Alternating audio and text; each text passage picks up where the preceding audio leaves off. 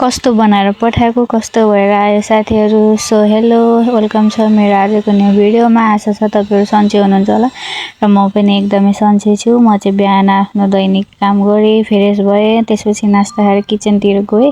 आज चाहिँ मैले बोडी र आलुको सब्जी बनाएको थिए अनि खाना पनि एकातिर पकाइसकेको थिए। त्यसपछि म चाहिँ आफ्नो कोठामा गएको। मेरो छोरा चाहिँ उठेर बसिरहेको रहेछ अनि उलाई एकछिन फ्रेश गराएर त्यसपछि उसलाई चाहिँ मैले खाना खुलाइदिए। उ चाहिँ यहाँ मसँग मोबाइल हेर्न दिएन भनेर झगडा गर्दैछ खाना खाने बेलामा।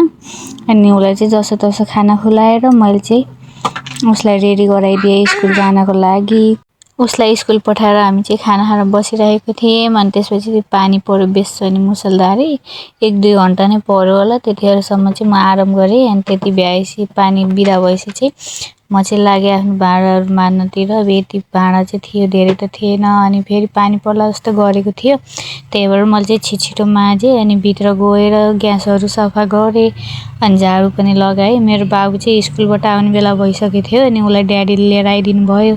त्यसपछि मैले उलाई चाहिँ नास्ता खुलाएर फ्रेश गराएर अनि उलाई चाहिँ होमवर्क गर भनेको मानेन अनि उ चाहिँ लागि खेल्नतिर अनि म चाहिँ लागे आफ्नो भिडियो एडिट गर्नतिर।